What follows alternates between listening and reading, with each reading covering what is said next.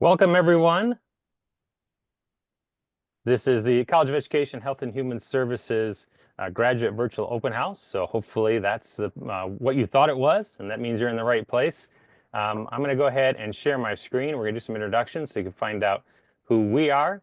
And so I will say that if you want to have your camera on, that's fine. We do ask that you stay muted, just so it doesn't get too loud in the meeting. But you can choose whether you have your camera on or off. And if you have questions as we go along, feel free to put them in the chat. We've got several people here that can field those questions. And if it's something that they feel that should be addressed in the moment, they'll just holler at me and we can stop and address those questions as we go along. There will be opportunity for questions at the end as well, at which point you'll be able to unmute yourself and ask that way, or of course, just put them in the chat. So I'm going to go ahead and share our presentation.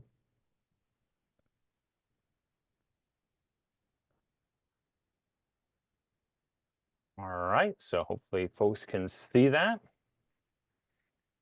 So starting out with some introductions, my name is Stein Brunvan. I'm currently serving as the Associate Dean and Director of Graduate Programs in the College of Education, Health and Human Services, and I'm also a faculty member in Instructional Design and Learning Technologies. And I'll pass it over to my colleague, Dr. Martin.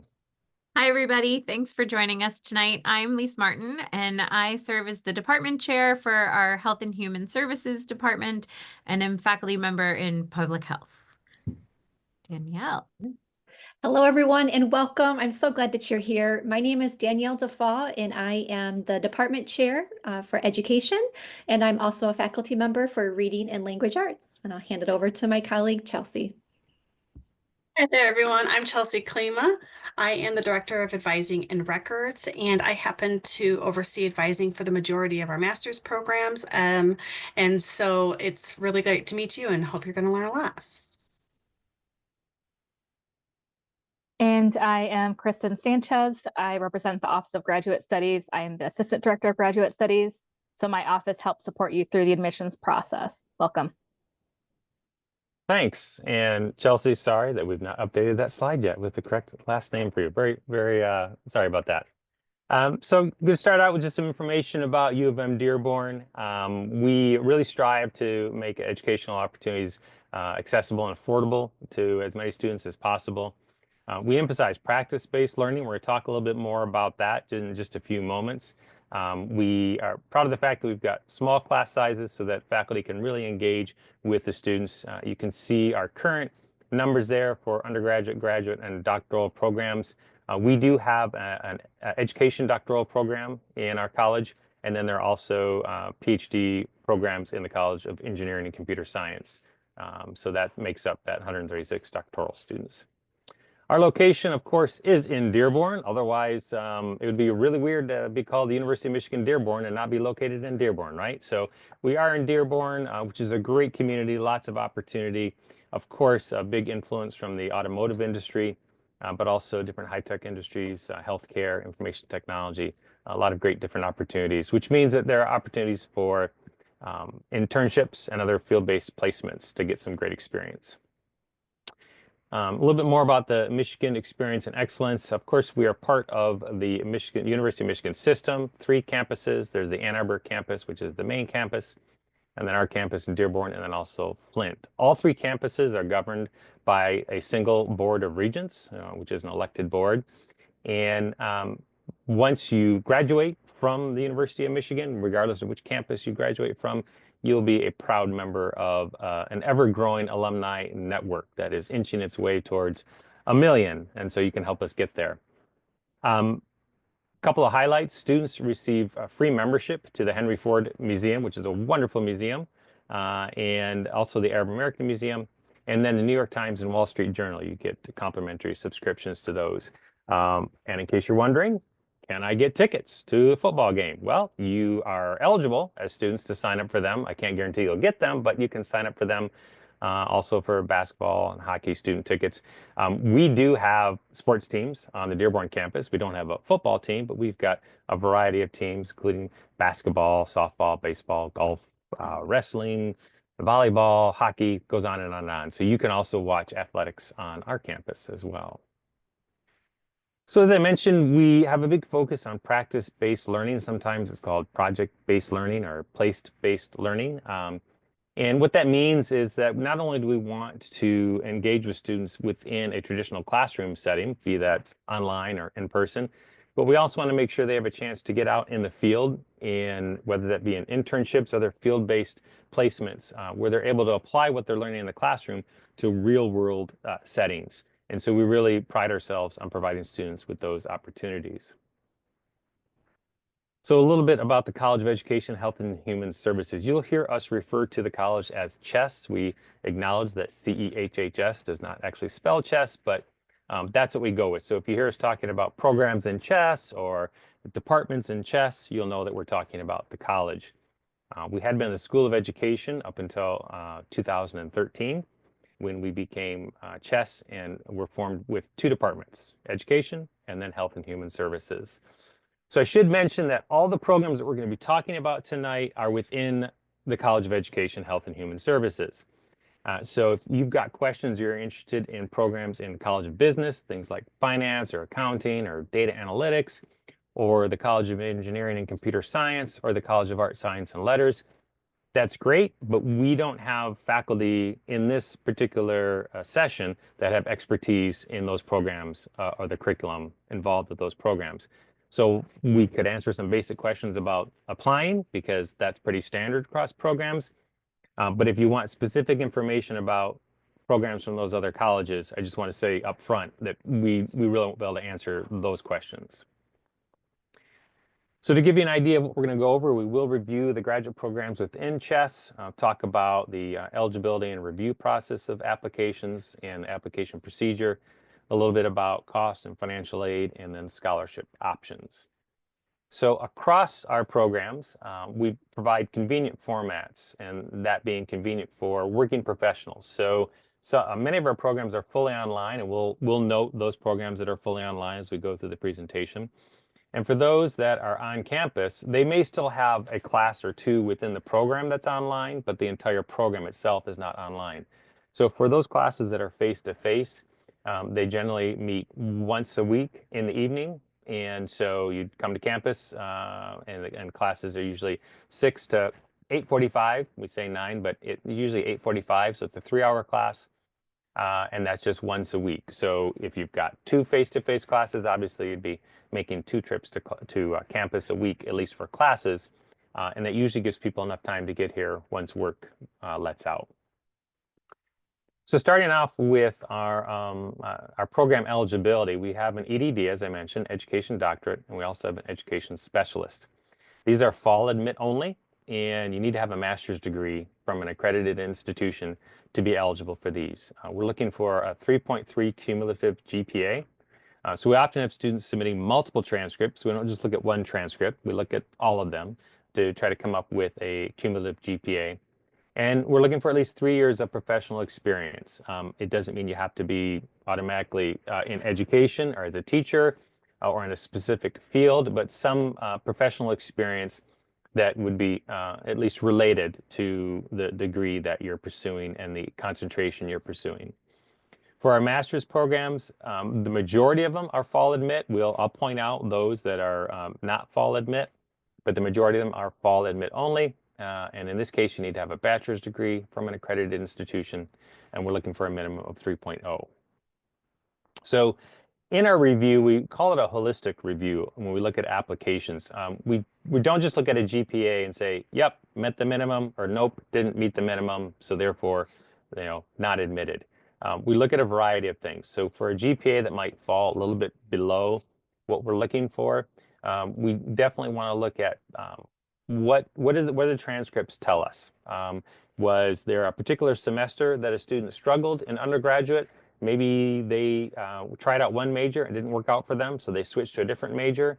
And once they did, there was a marked increase in their GPA and their performance. Maybe it was a particular class that they took 3 times before they really were able to get through it, right? So what do we notice there in the transcripts? It's not just about the number.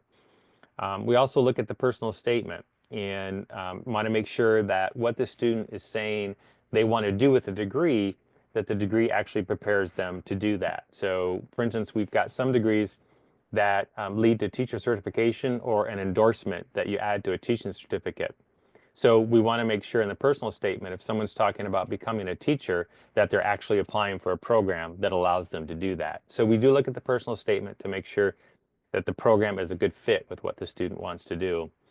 Professional references are important, and so these can be former instructors, professors that you had classes with. It could be from supervisors at organizations where you volunteered or certainly where you work.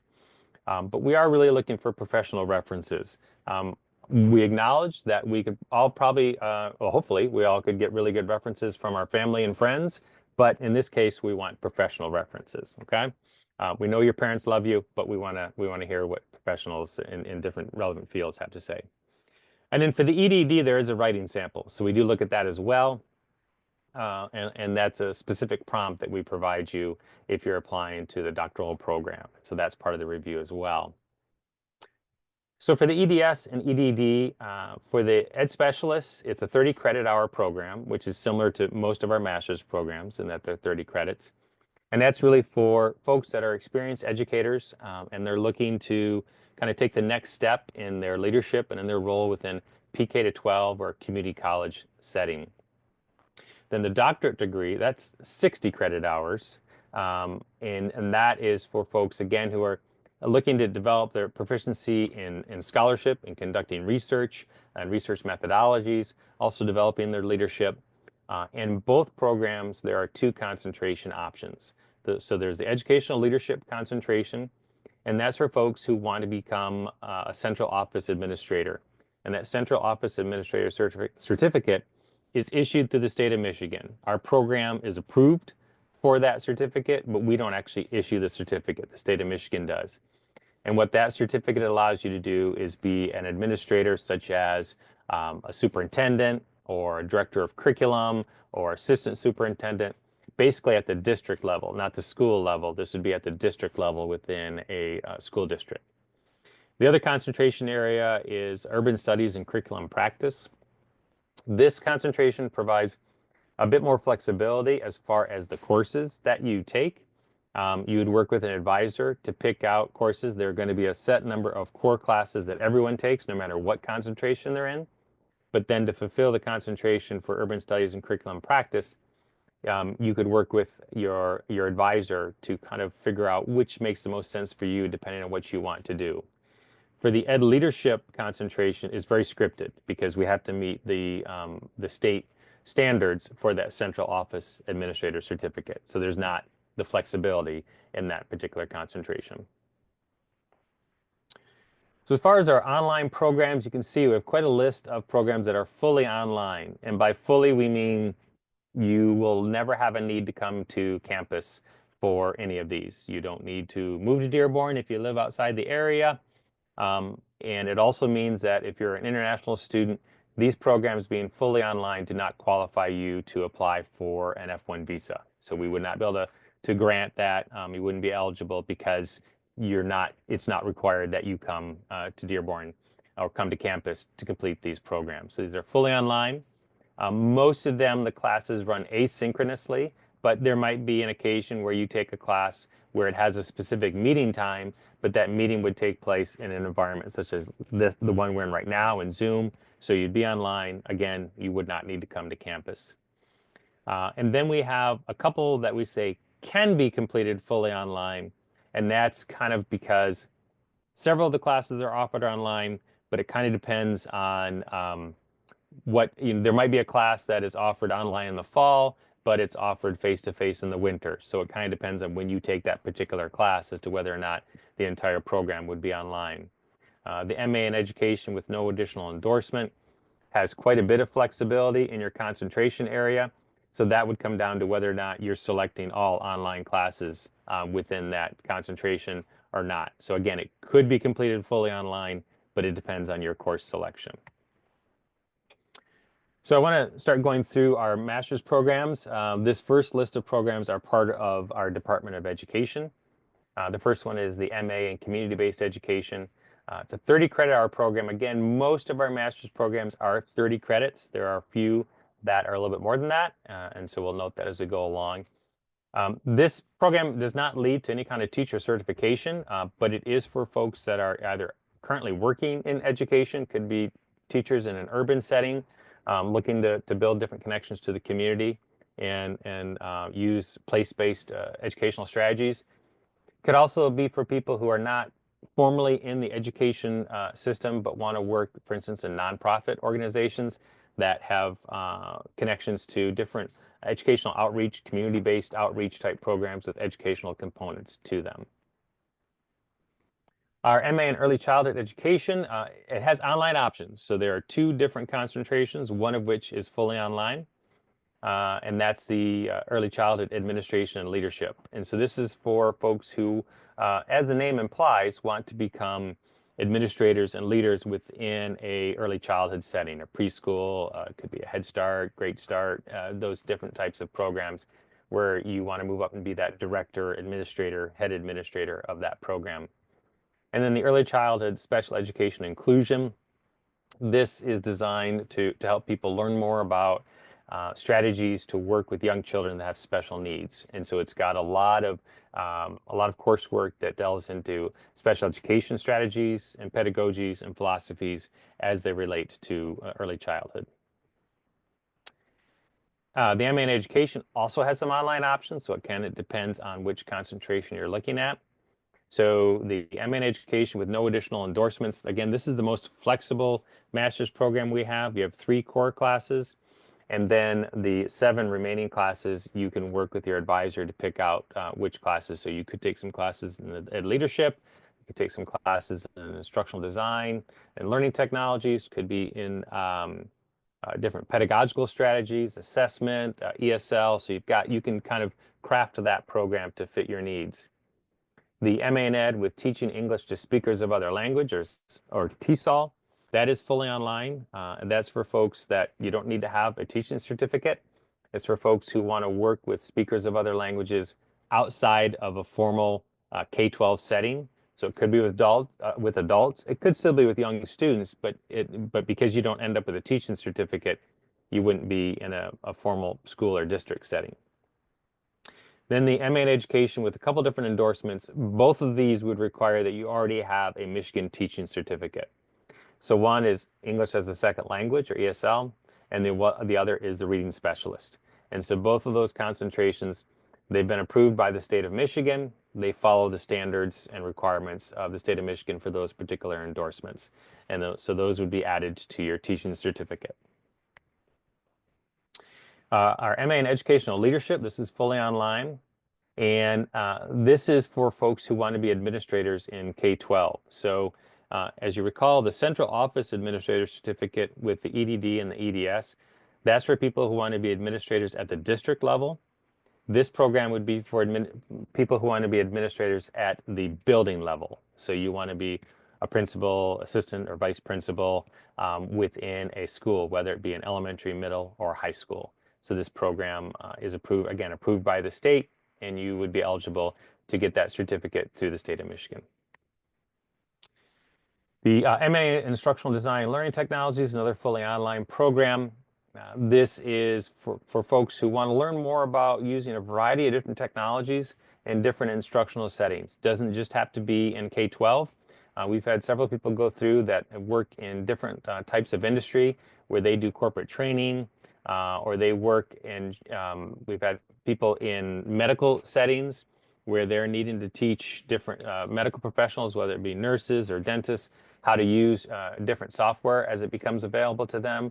So they do a lot of training in that area. It could be working in instructional design, helping companies develop different learning modules for their websites, for their customers to use.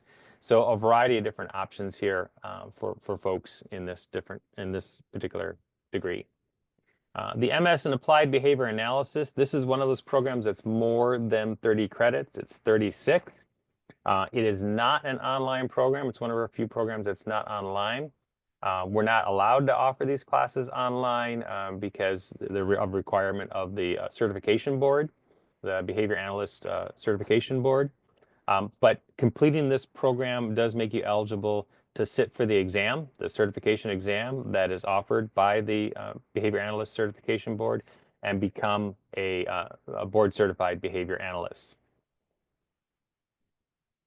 Our MA in teaching, this is one of our few programs that has rolling admissions, so you can apply to this program any semester, any time of the year. It's a 37 credit hour program.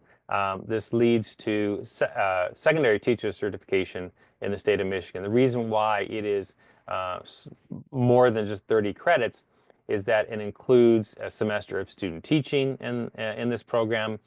And so you would then be qualified to earn either the 5 to 9 grade band in one of the following content areas, as you see there, math, ELA, social studies, or science, or the 7 to 12 grade band in those same content areas.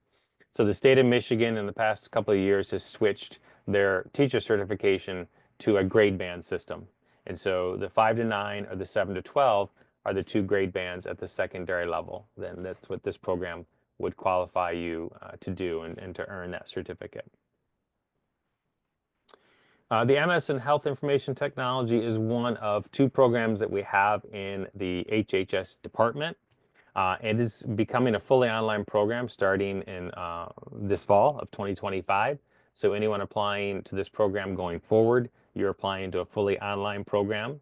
So please be aware of that. And this is for folks that are looking to work within a healthcare setting in some capacity. Working with information technology, it could be data analysis to look at different efficiencies.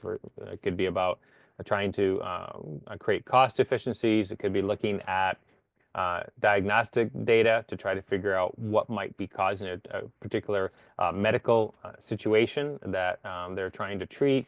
So a lot of different opportunities here within this particular degree. And then our newest program, MS in Healthcare Administration and Leadership, also a fully online program. This is a 36 credit hour program.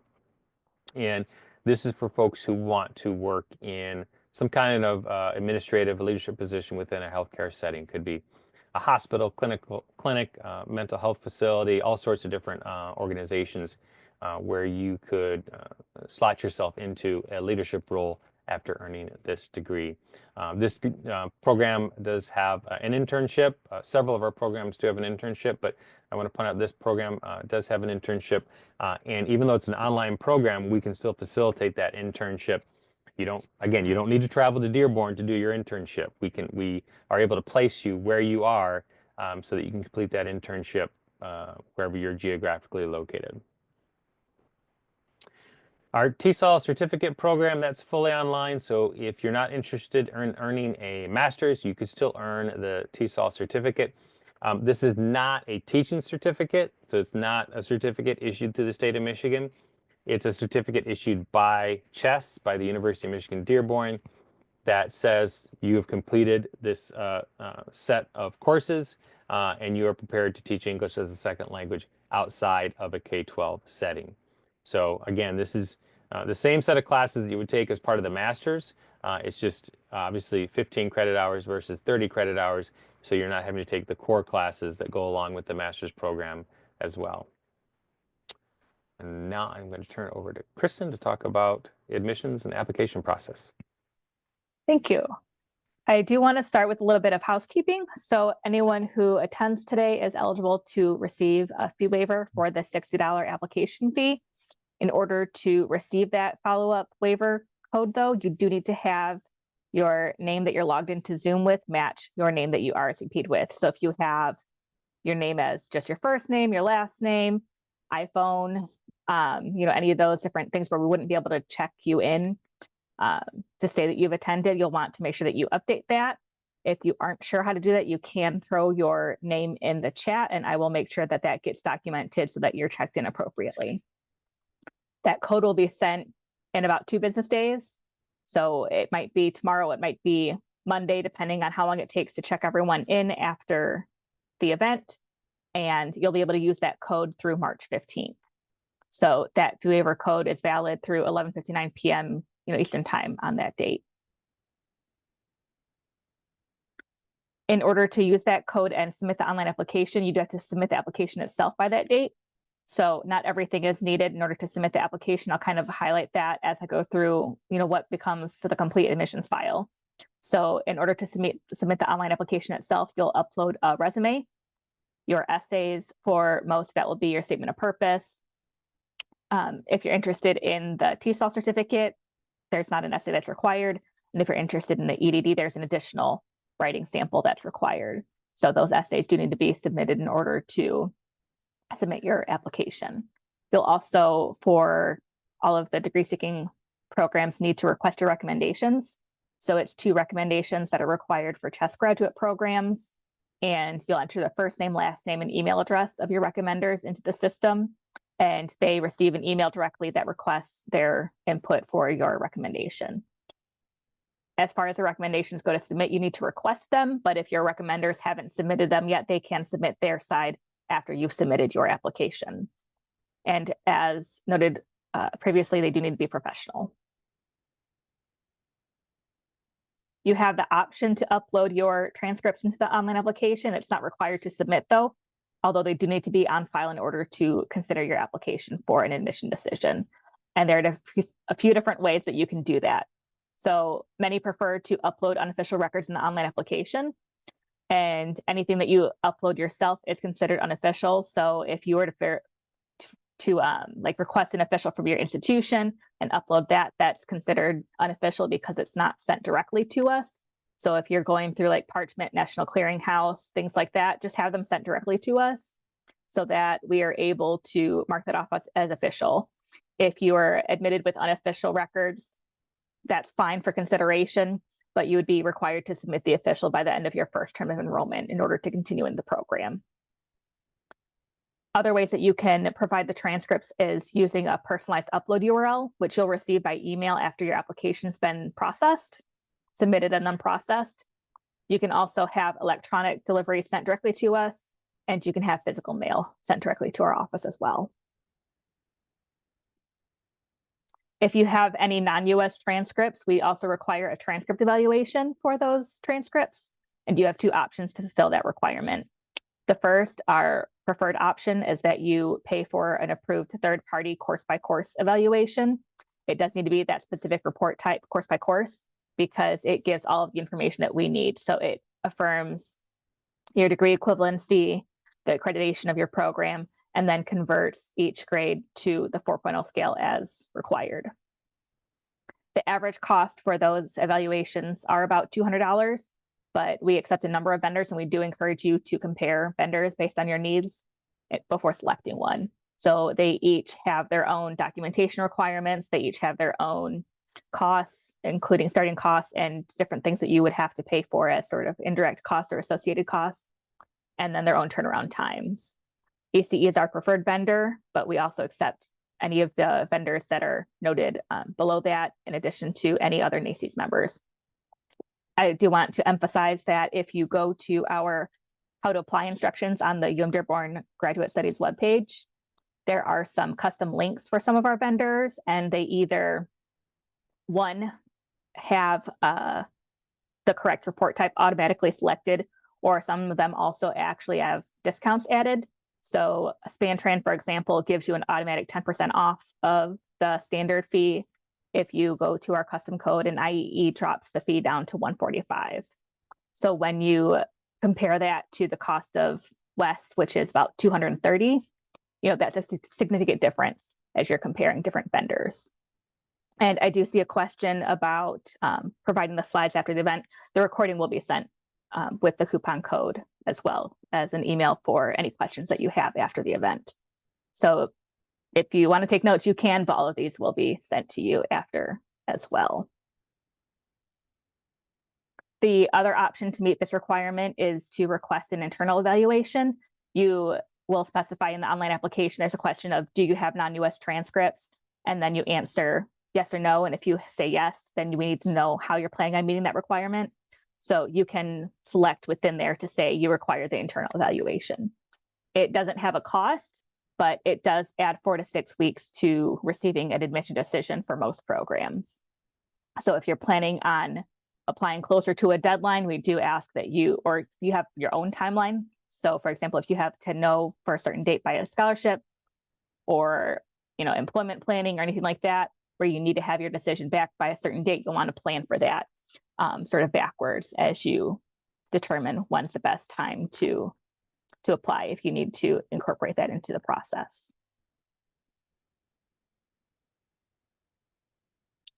Anyone whose native language isn't English also needs to demonstrate proficiency, either through a test score or meeting one of our exception criteria. So our accepted exams are IELTS, TOEFL, Duolingo, and actually we also accept the MET, Michigan English test. Or if you have a US, UK, or Australian bachelor's or graduate degree, or your means of instruction was exclusively English for any of those degrees, you can also receive an exemption from having to provide a test score. And none of our programs require the GRE. So the EDD and the HIT have a fall-only deadline with a strict March 15th requirement. So everything needs to be in by that date in order to be considered for admission, with the exception of MAT, which operates on a rolling deadline for all admit terms. All of the other programs at the graduate level in CHESS have a priority and then a final deadline. So March 15th is our recommended deadline that you have everything submitted by in order to have a decision for, again, a fall only admit. Part of that recommendation is so that you can have a timely decision and planning. So registration usually opens around the end of March, early April for new graduate students for the fall. So meeting the priority deadline will also help you, be able to get to a more timely decision by the time that registration period opens or about there. You don't have to wait until those deadlines to apply though. So for that sort of middle bucket of programs, decisions are made as they are complete. So if you're applying to applied behavior analysis, you submit tomorrow, everything's in next week, you'd be able to progress to a decision ahead of that priority deadline, as long as everything's been submitted and received. And then that last date to get everything in would be that May 15th deadline. For the MAT alone, for the rolling deadlines, we have advisory deadlines and then last day to submit for each of these terms. So for the fall term, the advisory deadline would be about a month before for any of those. For domestic students. For international students, it's a few months prior to that. And that last day to submit is based on the OIA deadline that they can issue an I-20 for that start term. For any of the other programs, they're with the deadline being, in advance of that, there wouldn't be an issue with meeting the OIA deadline for receiving a decision and requesting an I-20. And then the domestic final date would be about 10 business days from the start of classes. So it's cutting it somewhat close to the start of the semester. Again, applying early gives you more time to be able to start all of those planning efforts that come between receiving an admission decision and the start of classes.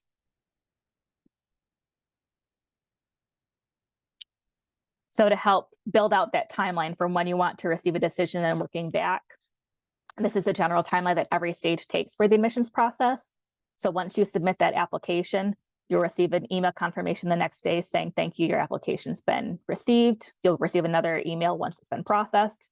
As soon as you hit submit, you'll be able to see a generalized checklist showing in your application portal.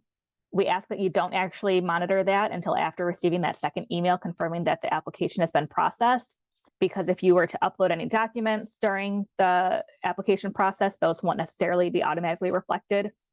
And we might need additional documents as we review your submitted application. So really that checklist isn't complete until after that application has been processed. But from that point, once it's been processed, you'll receive an email the following day. It'll include your personalized upload URL for any materials that need to be submitted from there. Like if you didn't provide your transcripts or if some additional information was requested, you could use that upload URL to give that to our office for processing. And then from there, you'll be able to use that portal moving forward to keep an eye on your admission status. So as we receive supplemental documents, if everything wasn't submitted with the application, each of those documents takes 3 to 5 business days for processing. Once it's been processed, it'll be updated in the portal. If your requesting an internal evaluation for non-US transcripts, it's not until everything is received and that checklist is complete for it to move on to that next stage of the internal evaluation. So at that point, it would be able to enter that queue and move towards that being completed. Again, for rolling decision programs where you're getting that decision as it's ready, it generally adds 4 to 6 weeks to the process once you've been added to that queue. And for the EDD and HIT that review on more cohort basis, those are completed to meet internal deadlines. For the programs with rolling decisions, it usually then is 2 to 3 weeks after the file has been routed to the unit that you would receive a decision back. And for those more cohort programs, they all are released at once. And as soon as a decision is made on your specific application, you'll be able to see it in your portal, and an email confirmation is sent the next day telling you to check your portal and to communicate that decision to you.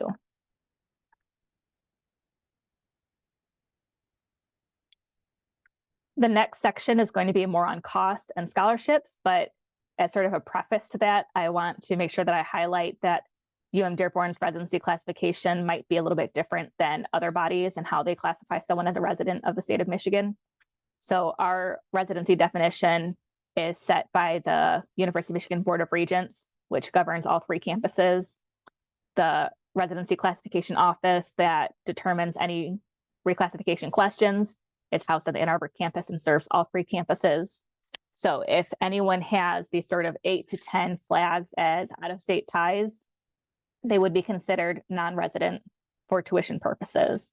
So some of those most commonly flagged criteria are living outside the state of Michigan in the last 3 years for any purpose, which includes education, employment, attending a college or university outside the state of Michigan at any time, which does include online programs as well. So for example, University of Phoenix, it's a question we get often, Southern New Hampshire, you completed the program while in Michigan the whole time, but the institution itself is located outside the state of Michigan, so that would be included.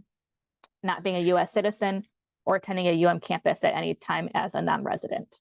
So if any of the flags were to apply to you and we sent you notification that you indicated you intended to be an in-state student, but we see flags that would actually change your classification to out-of-state, you would be able to go through a separate reclassification application process with the residency classification office to essentially petition for being classified as in-state for tuition purposes.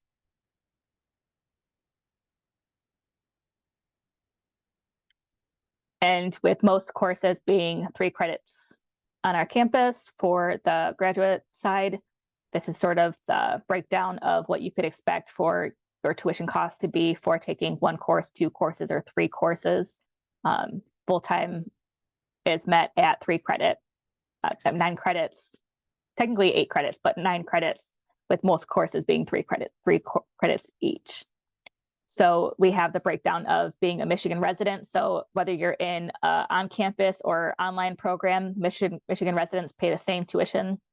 If you're classified as a non-resident, there is a difference depending on if you're enrolled in an on-campus or fully online program. And so you can see that there's a slight difference there in those numbers between those different classifications. And if you are interested in like federal aid or anything like that, you would need to be taking at least 2 courses. Taking 1 course does not meet the federal aid requirements for eligibility.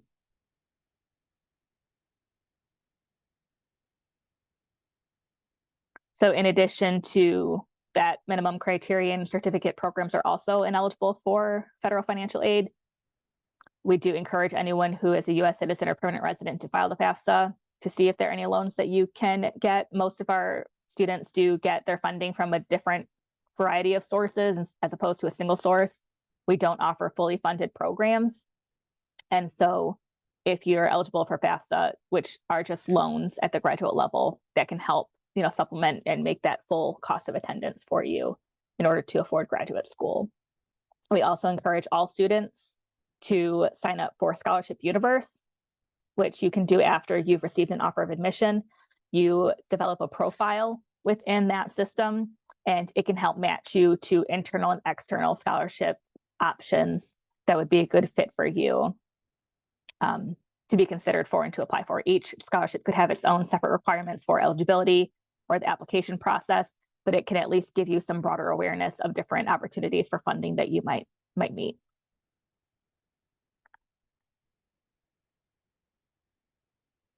Some other scholarships that I'd like to highlight that some of our students take advantage of are the Graduate Dearborn Scholarship, which I'll go over in the next slide.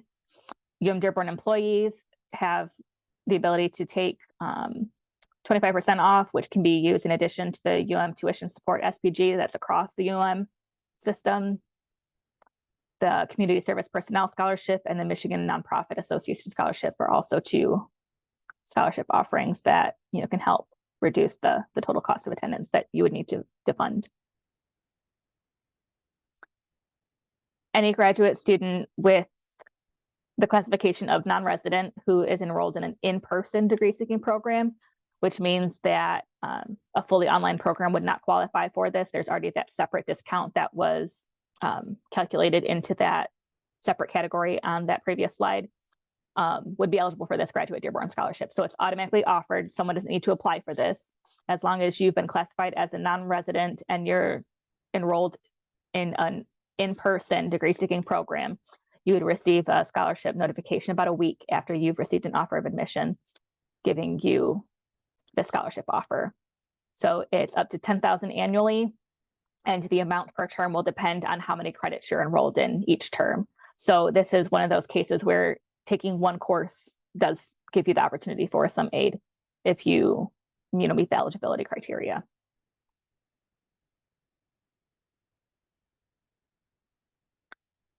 Assistantships are pretty limited on our campus, and so they're not something that's offered like with an offer of admission. It's something that you would be seeking out independently, and it's best to reach out to specific faculty to see if they have any funding available. Again, those options would be limited. Faculty are able to post opportunities on the Student Research Opportunities Board for any research opportunities that they might have available, including paid research experiences, for credit independent study projects, volunteer research positions, externally funded research positions, and curated national scholarships and fellowships. So if research is something that you're interested in, we do encourage you to check that board to see if there are any opportunities that match your interests. And then if you have already done credits in a graduate program elsewhere and you'd like to bring those credits on over into your UM-Dearborn graduate degree, there is a credit maximum that is allowed for that. So within the UM system, it's up to half the credits required for our degree. Outside of the UM system, which would be, Ann Arbor and Flint included, would be within the UM system bracket. Outside of that would be up to 9 credit hours, and all graduate credits earned in a certificate program at UM-Dearborn can be applied towards a UM-Dearborn graduate program as well. For the EDD, EDS criteria, those would be more program specific, and you would want to ask CEHHS, more specifically about what your scenario would be.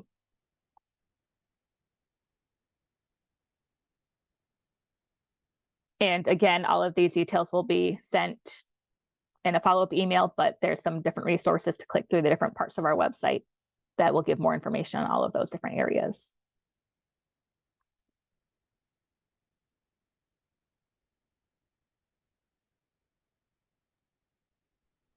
Thanks, Kristen.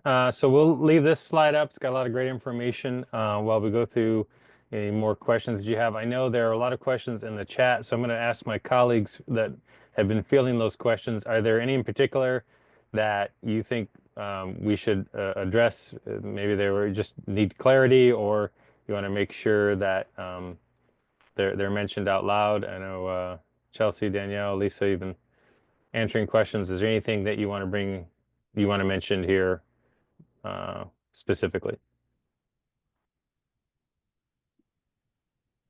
There's been questions about online programming, especially with our early childhood programming, and for our MA in education for our reading specialist program, our early childhood program. All of those are pivoting to fully online programs of study.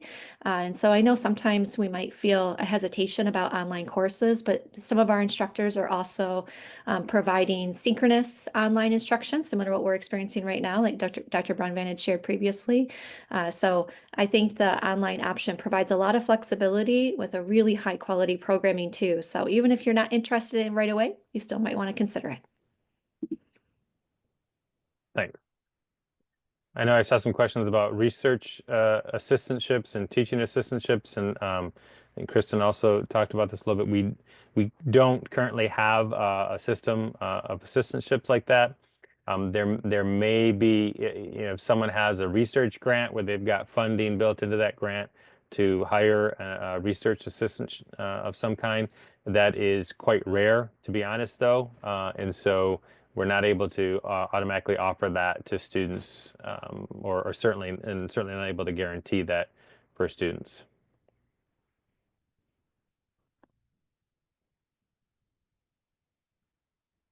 I'm gonna open the chat and look and see if there are other things. And if you want to unmute yourself, you can feel free to do that. I can stop sharing here in a second so it's easier to see folks. Got contact information. Again, we will make the this entire presentation available to you along with that code that will get sent out. So I'll stop sharing to see, are there questions that have come in and have not been addressed?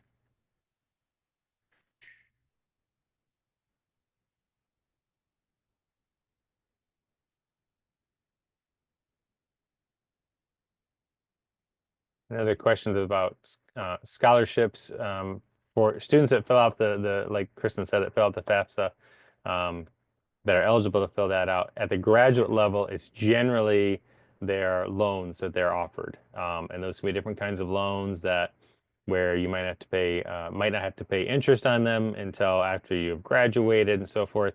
It doesn't mean that there aren't scholarships available that you might find to apply for, but usually for graduate students, it tends to be those subsidized and unsubsidized loans that they're offered. And since go we ahead. don't have fully funded programs, it generally is that a variety of different sources are used to make up that full cost of attendance. Right. I see Ashley asking for the instructional design learning technologies. Is there any way to see which classes are not asynchronous? So that it's all based on the decision of the instructor of how they run those. I think it'd be safe to say that the majority of those are run asynchronously. If you're wondering about having to fit a class into your schedule that has a synchronous meeting, it would be listed in the catalog when you registered for that class. So you would know, okay, this class meets online 6 o'clock on Tuesday nights, Eastern Standard Time. Okay, I got to work that into my schedule. So it would never be a situation where you sign up for a class and it's surprise, you have to, you got to meet during this time type of thing, right? If that does happen, let me know because we have to deal with that. It shouldn't happen. And then I see a question about, can I apply to both the education specialist and EDD? Well, in fact, when you apply to the EDD program, you are automatically considered for admission to the EDS. And so if you're admitted to the doctoral program, you're automatically admitted to the specialist program. And that's designed that way because we have found that as folks move through the coursework, they may be very successful in completing the coursework, and then they get to the point where it's time to start working on the dissertation. And for any number of reasons, that can become difficult for folks, right? That more unstructured time to work independently on the dissertation. And so by having them admitted to both the EDS and the EDD, they're able to pivot and graduate with the ed specialist degree and walk away with actually a degree and something to show for their time and effort, instead of continuing to pursue the EDD. So yes, you are automatically admitted to both if you're admitted to the doctoral program. And see, Chelsea had a follow-up question about the dual masters. We don't, yeah, we don't have dual master's programs. So the dual master's programs on a campus they're already approved through our campus curriculum process. So they would already be advertised as a dual program, and you would see that, and you would see what the requirements are and what the credit total was, and so that you'd be applying for that automatically. We don't have dual master's programs right now. However, if you were thinking, say, a Master of Arts in Education and you wanted to do two of the concentration options, you could absolutely do that. We have students who do that. So that's the reason I wanted a little bit of clarification. It would just be dependent on what it is you were looking to do. Yes, thank you. Mhm. So I see a question. If you're admitted to the leadership EDD, are you able to switch to the urban to the other concentration? You are. You would definitely want to make that decision, fairly early on, so that you were being most efficient with the classes you're taking. But yes, the ed leadership. If you took some ed leadership classes, they could count towards the urban studies curriculum practice concentration. So that's possible. And then if I don't get into the EDD program, would I be given the specialist program as an option? It doesn't, no, not by default. In that case, you really need to ask, well, I'd like to be considered for the ed specialist to see if that's an option for me. It's not an automatic, not automatic. So.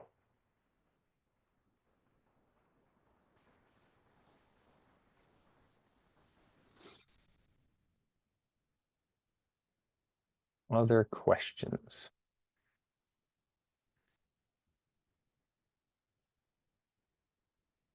While people are thinking about their questions, just one more plug that if you have not updated your name to match your full RSVP name, to please either do that or add your full name into the chat to make sure that you get captured as an attendee and receive the follow-up email with the slides and the coupon code.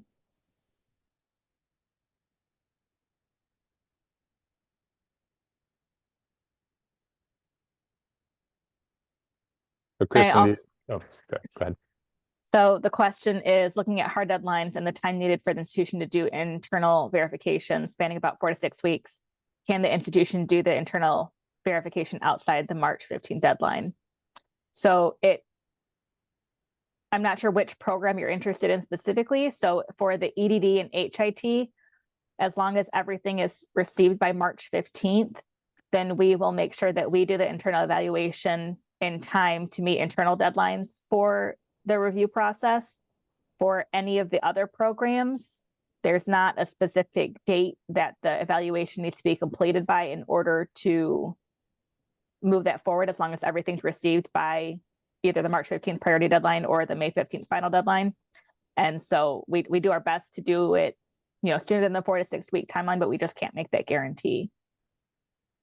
And in order to request that internal evaluation, you would mark that option in your online application. So the online application asks you, do you have non-US transcripts? If you do, you say yes.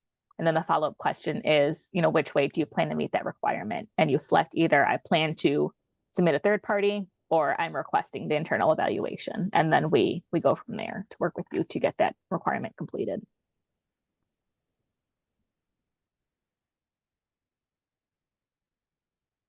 So I see the question about the Master of Arts in Education being an on-campus program. There are 4 different concentrations within that program. And so it depends on which concentration you are in. The ESL endorsement and reading specialist endorsement concentrations, which require you to have a teaching certificate in the state of Michigan to be eligible to apply for the program. Those currently are on-campus programs. We're working. You'd still have several classes that are online in those programs, and we're working on moving those to being fully online programs. But technically, at the moment, they are on campus, but there would still be some online courses in that program. The other option, the Master of Arts in Education with no additional endorsement, again, would be a combination of online and face-to-face classes. So it's not a fully on-campus program for that one either. See, the question about office hours has already been answered. Yep. Between there being Those office hours, virtual office hours, so sometimes it's where you can jump into a Zoom like this with the professor. You could set up a phone call. You could, um, during their office hours, or even oftentimes people will allow you to connect outside of office hours at a time that's, because the office hours aren't always convenient for everyone, right? So you can find a different time to meet to talk things over. Apply for early childhood education on campus in summer. You wouldn't be able to start until the fall. It's a fall only admit. So you could you for pretty much all of our graduate programs except for the MAT, they're fall only admit. I see another question about evaluations. If you are using a third party to meet the evaluation requirement, that would need to be submitted in order to be considered for admission.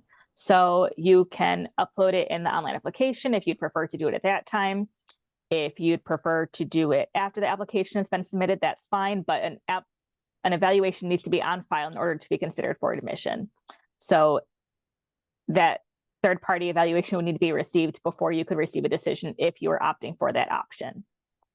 Again, the other alternative would be to request the internal evaluation, but you would need to plan for that additional time that would need to be factored into that point from reaching a complete application to being able to receive an admission decision.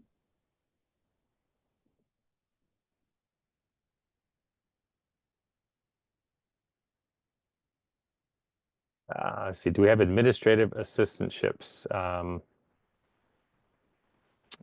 not sure.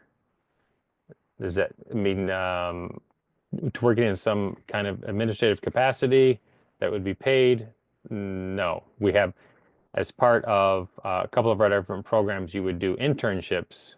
So for instance, early childhood admin and leadership and the Masters of Arts in Educational Leadership, as well as the EDD Ed Leadership concentration, you would end up doing internships in those. They would not be considered assistantships because they would not be paid. They're a required part of the curriculum. We do have campus jobs though that do, have pay for your work. And there are a number of different offices across campus that hire students for on-campus employment, both international and domestic students. The options would be, somewhat vary depending on at what point of the year you're applying. Those opportunities do change throughout the year based on needs, but usually around the start and end of the semester is when you can expect to see, an influx of those as current students graduate or leave to other jobs. And those can be monitored on our general university careers website, which I can put in the chat.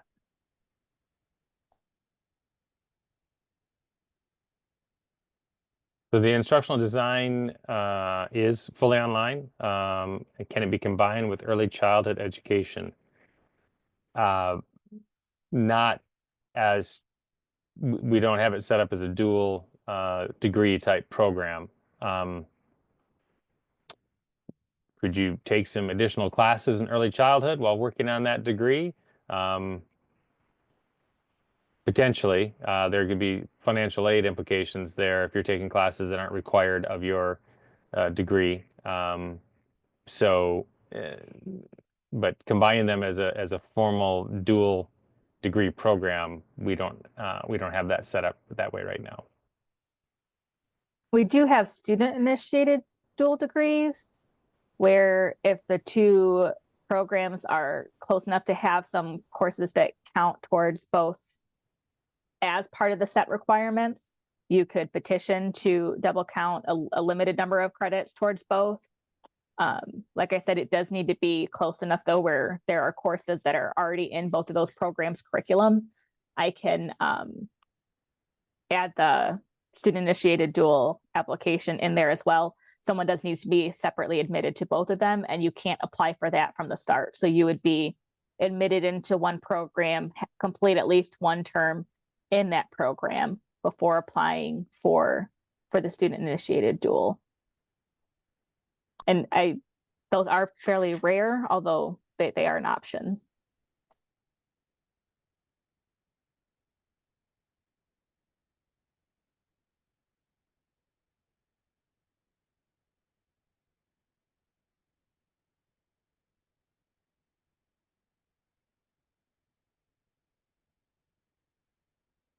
Well, as we've mentioned, we will be sending out follow-up emails, so make sure that if your name, again, full name that you registered with is not showing in the display right now, make sure you put that in the text so that we have that.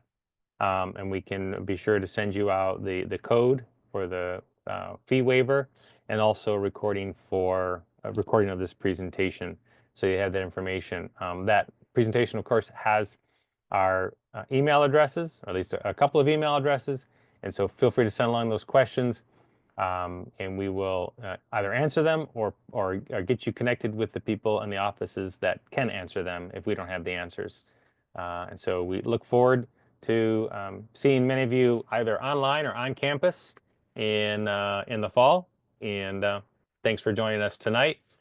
Or maybe it's not night for you. Maybe it's today. Maybe it's this morning. Maybe it's the middle of the night. Maybe it's snowing. Maybe it's not snowing. I don't know. But thank you for joining us from wherever you are and whatever the weather might be. Take care, everyone. And as always, go blue.